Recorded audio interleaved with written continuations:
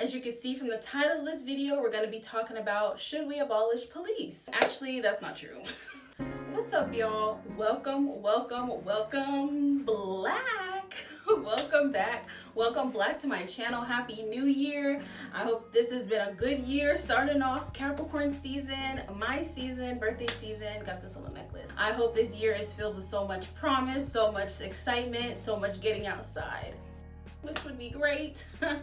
But I hope you all are doing good. This video is actually going to be more of, if the police, if the certain justice systems were abolished, what would kind of take the place. We're going to be talking about restorative justice and transformative justice. So didn't mean to dupe y'all, but you're already here, so it is what it is. Like, we're about to really get into it, and I just think it's really cool to talk about, because I think when people are like, okay, defund the police, or okay, we don't really need like prisons and things like that, at least before this video, I was like, yeah, but I was in my head, I was really like, but what does that mean? Like, what would take the place? What would happen if someone did a crime? And you're gonna get all that from this video today. So even if you're just somebody who is like always wondered about, okay, but like if the prison didn't exist, or if certain things didn't happen, like what kind of justice could look like that'd be productive, that would help break generational curses, something that wouldn't be so souped in white supremacy, male supremacy, racism, X, Y, and Z. So I'm really excited to get into this video, because it's going to be a really good one, a lot of great topics.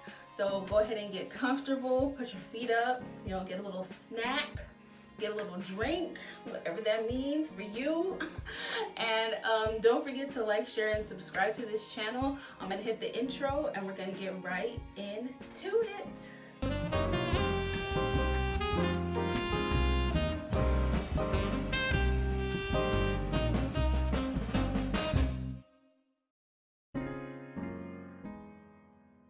So, restorative justice, what is restorative justice? What is transformative justice? What is the history of it? I know you're probably thinking that, because I was thinking that, and I'm about to let you know.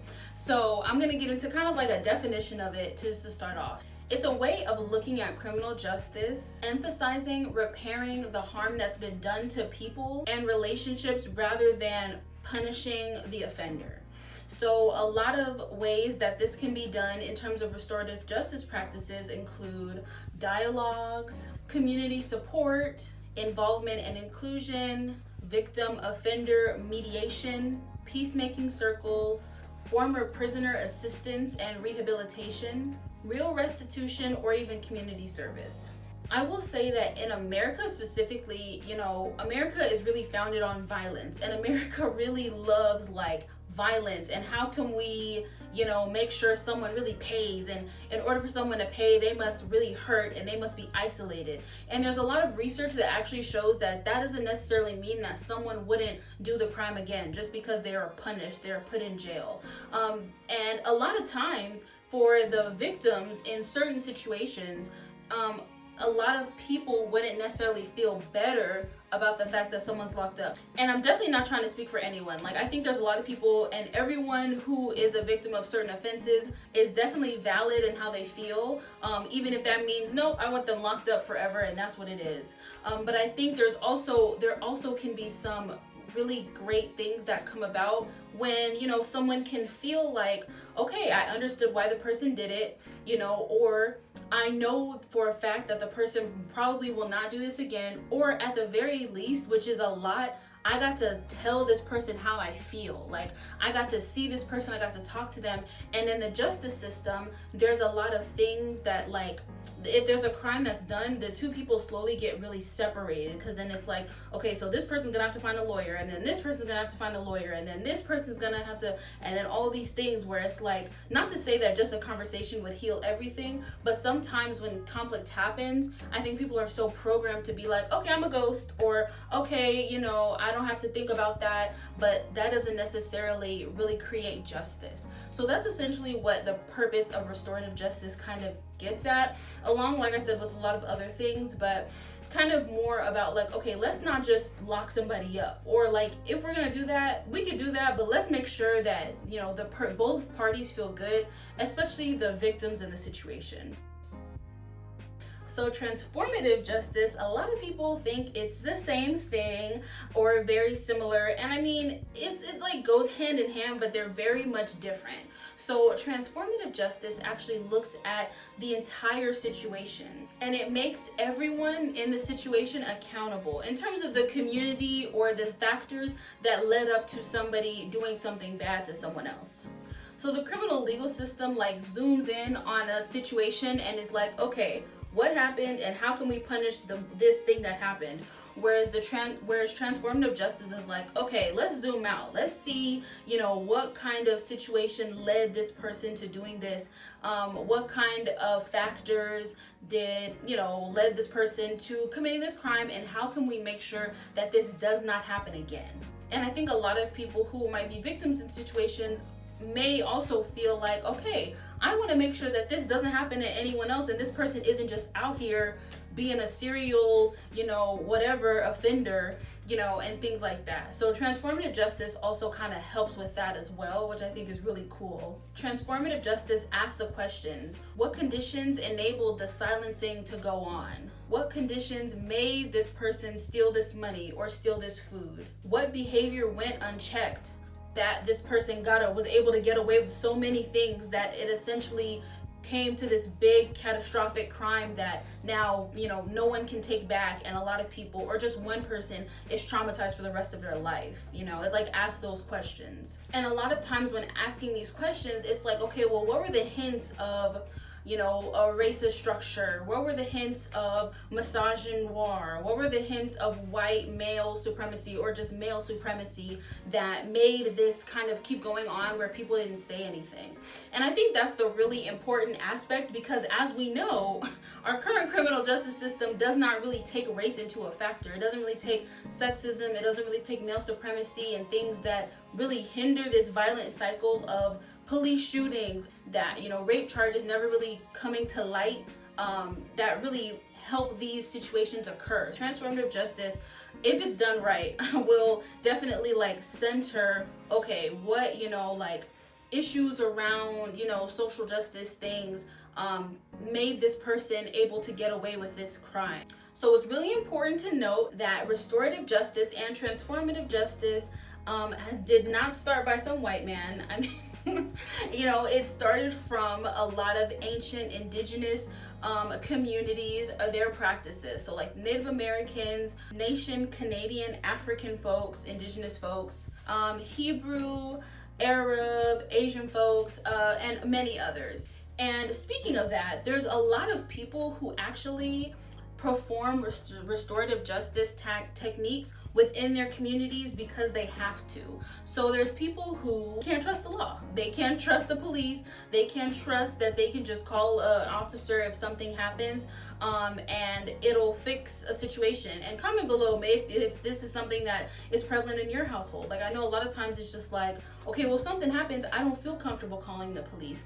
And there's a lot of people who literally live in that feeling, people who are immigrants, folks who are queer and POC, sex workers, disabled folks, because it's like, okay, well, if I call the police, they might not care that somebody robbed me. They are just gonna care that I'm, an immigrant, and they're gonna want to deport me, or various things like that. So these folks have been living and practicing restorative justice and transformative justice techniques, even if they don't necessarily realize it, when conflict comes up and they have to, figure out ways to resolve a conflict. So I wanted to say that because I think a lot of people are just like, well, that could never work. Like, we just need the police. We just need, and I think, I'm going to get into this later, but I just think that restorative justice techniques can definitely start to be implemented in our everyday lives, even while we do still have police. So I wanted to say that because the case I'm going to talk about is like, a case in the 70s that really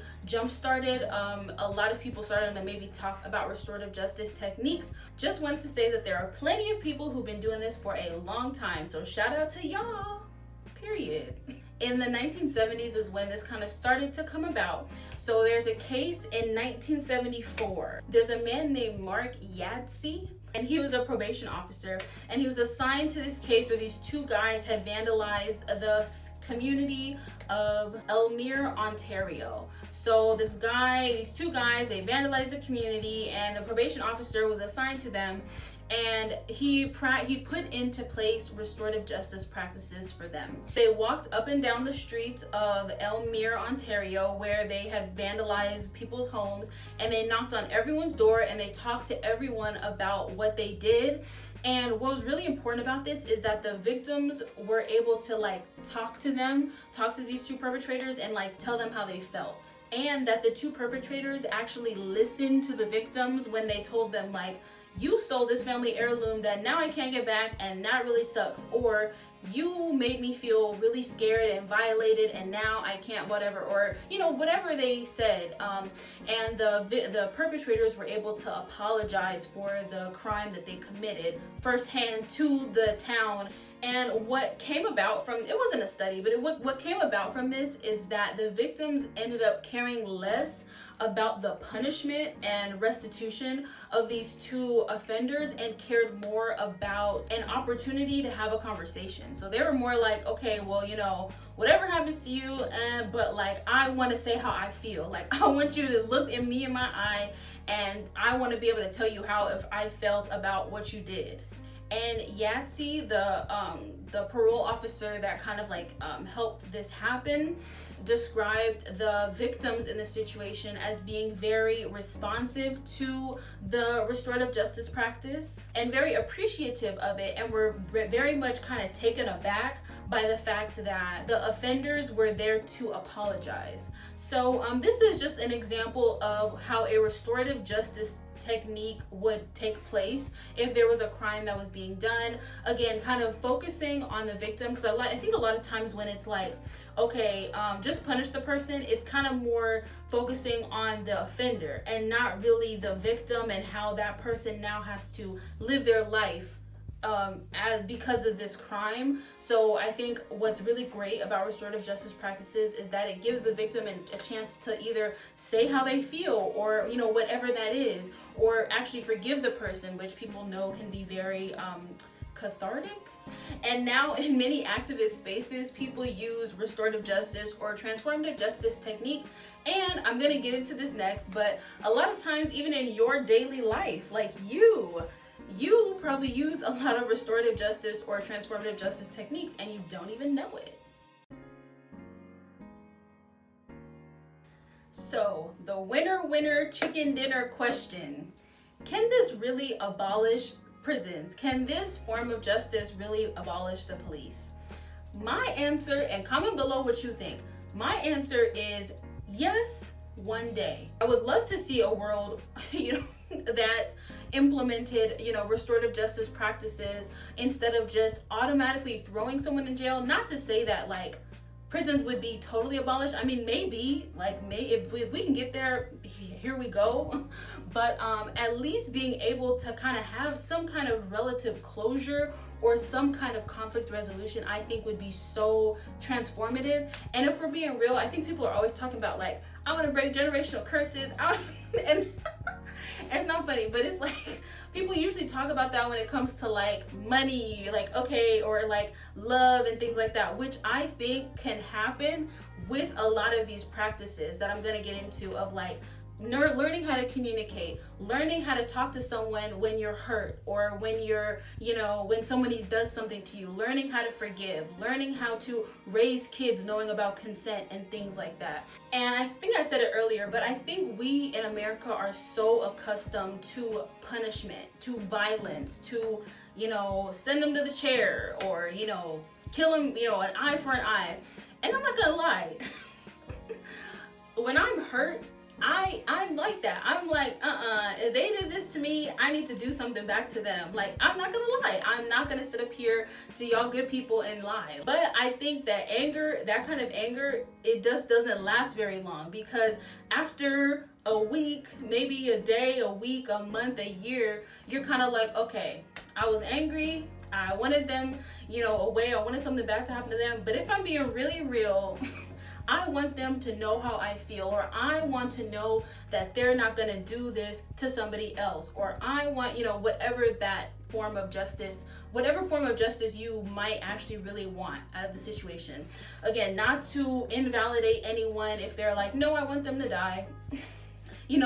That's real. So I'm all that to say, I just think that alternative forms of justice are important because we are a vast type of people, and there's a lot of different people who may want different feelings and may want to feel different things when certain crimes happen. And some people want to know why the person did it. Like, some people it's just like, I low-key want to know, like, was it just random? Like, did you just randomly rob me? Or did you, what is it? And I think people should feel like they can know that. And I think just knowing that maybe might help someone feel like, okay, not everyone in the world is bad. This person was just really desperate, or this person was just raised really wrong. Again, not to say that that makes it okay at all.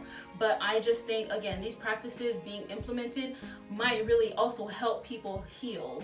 And healed people help with this whole generational curse thing. Like, I think a lot of times when people are like, oh, my mother, did this, or my father did this, or, I can't seem to get out of this cycle, a lot of times it can be hurt people. Someone was hurt and then they hurt you, and then you are hurt and you hurt someone else. And it finally, it takes someone to be like, okay, I'm gonna be a little bit healed, and I'm not going to hurt the next person. I'm not going to inflict pain on them because I have a good restitution from the situation. And even with this practice, like, the government just wouldn't be involved in conflicts. So the government would maintain order, and the community would kind of work out the conflicts through these restorative and transformative justice practices. That's how kind of it would look if there was a society that did not have prisons. It would focus on the community and safety procedures to make someone feel safe in their own community. And what I can say, and this is something I've seen from like the research and heard people say, transformative and restorative justice can't really happen on the state level. A lot of times it will take the community. It can't take the big government systems to implement these things because the system is already racist, violent, and patriarchal. But all that to say, we can't just turn restorative or transformative justice into a new system. And that's why this conversation usually comes up when people are talking about, abolishing the death penalty, or abolishing police, or defunding the police, or things that are already kind of in system where it's like, do we really need that? So transformative justice in practice can ask questions of, or tries to get answers to, how can we teach our kids about consent? How can we learn better communication skills? How can we show up for the youth in our lives? And really trying to prevent small things, like bad little small things, from turning into these big things. A lot of times people will rush to like big crimes that happen, which, definitely makes sense. But what transformative and restorative justice also wants to kind of like get at is like, well, let's look at just the small things that led up to that. Let's look at the fact that this kid, this young boy, thought it was okay to, lift up this little girl's skirt, and why that, just being punished was not the actual restitution. And maybe this boy actually needs to learn that that's not okay, consent, various things like that. And I'm gonna get into my tips in a minute, but what's really important to say is that people underestimate the power of this work. This work is so important for marginalized communities, for the Black community, and oftentimes this labor is feminized and devalued. Having space to value these practices, thinking about people's emotions and conflict and communication is feminized, which is, obviously we know in this society that if something is feminized, that means it's down, below, not cool, not taken seriously. We need the violence. Oh, okay, y'all can talk all day, but at the end of the day, we need a violence, we need shooting, we need eye for an eye, we need blah, blah, blah. And as we know, that doesn't work because people keep getting killed who don't deserve it, or people keep getting put in jail who don't deserve it, or people are not having the same quality of life who don't deserve it. Restorative justice practices are really good to implement even in your personal life. Teachers in this age are starting to kind of teach young people about restorative justice and, you know, the real facts of life. And young people are kind of like, all right, I gotta live in this world for the next 80 years. You know, y'all need to get out of here with y'all old practices, and we need to start thinking of other things. This really is something that might actually create some change in this world. So now I'm gonna get into some tips. Want you to be able to walk away. I think you'd probably be able to walk away with a lot, but want you to be able to feel like, okay, like I know how to help. I know how to keep it pushing. Now, what I will say, like I've echoed in this video, people are already doing transformative justice things, and you have probably done a lot of this in the past, and a lot of it is essentially kind of like being a good person and being able to kind of step in when you see conflict happen. So whether it's preventing someone who's drunk from driving home, intervening with a stranger on the street who, you know, I don't know, missed the bus or is getting into it with somebody else. Stepping in when you hear family and friends fighting, like being like, okay, and not being like, I'm gonna call the police. But being like, okay, and of course a lot of people probably wouldn't do that, but you know, being like, okay, let me try to help mediate the situation as best I can. These kinds of things are restorative and transformative justice practices. Focusing on the small things. How do I become a better person? How do I learn to communicate better for my loved ones, for my partner, for my family, for my daughter, for my son, for my kids, for the students I work with, for the co-workers at work, and how to communicate when someone's been hurt or when you've been hurt, like how to be able to learn how to communicate. Like this kind of stuff is not easy. Like you have to like practice it. You have to not be able to like kind of resort back into your shell or just act on violence or act on revenge when something bad happens to you or when you get hurt. Of course, whatever emotions you experience are definitely valid, but really thinking about like, okay, how can we like do better? So in terms of the tips, it would just be to keep doing all of that. Tip number one would just be keeping up, wanting to always, you know, can you learn how to communicate better? Learn how to communicate when you're hurt. Some of the things that I listed before. You know, it can be something very small of, like I said, you and a friend having an issue, and instead of you being like, you know what, bye, I don't need you, being like, okay, how can we talk about this? Can we talk about this? Like, if we really respect one another, like, can we really work this out? And then that, you know, making the bond even stronger. So that'd be tip number one. Tip number two, my nails are still done. I need to get them redone though, but tip number two, honestly, have your own thoughts and ideas. There might be people watching this video that are like, but I still think we need prisons and things like that. And I mean, look, I understand, like there's a lot of these concepts are hard to think about.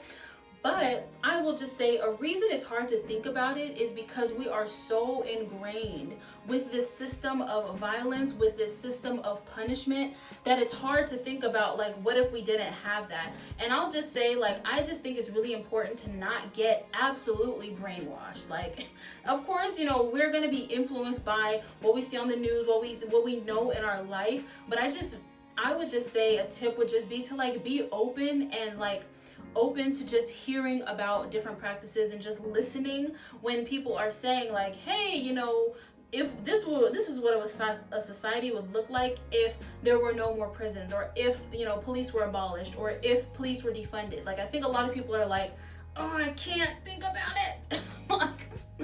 And I'm just like, well, you can't, because, you know, we're so ingrained to think that this is the only way. But it's like there were other societies, there were other systems that existed and thrived before there were police, before there were prisons, and they did what they did and they were turning up. Read, educate yourself. Angela Davis has produced a lot of information, so definitely check that out, but produce a lot of information about what we would do if police were abolished, if prisons were abolished, and how we don't really need that. So I would just say, like, if this is something you're interested in, do a lot of research, comment below, watch videos, like, let me know. But yeah, I just think, like, stay open, don't let the system take you down mentally, and so you're never able to think past, you know, certain injustices that happen. And tip number 3 would just be listen, learn, and share. Like, listen to what people are saying, listen to your friends, listen to people who are trying to, you know, communicate with you, learn, you know, share this information with people. If you are somebody that's like a teacher or an administrator, or you work with a lot of people, even if you're a boss of any kind and you manage some kind of a team in the tech world or whatever, like, you should really learn about some of these practices, because, you know, managing a team is a lot.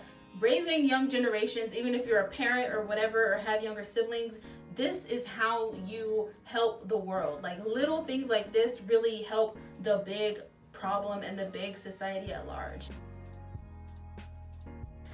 So thank you so much. That's all I have for you today, folks. Please like and share this video. Don't forget to subscribe to my channel, and don't forget to hit the bell icon to be notified when I post. I post every other Sunday, so look out on Sundays, because that's when I'm posting to give y'all the knowledge. So thank you so much for tuning in. Black knowledge is Black power. How do you feel about transformative justice or alternative forms of justice? Comment below. Let me know how you're thinking, how you're feeling.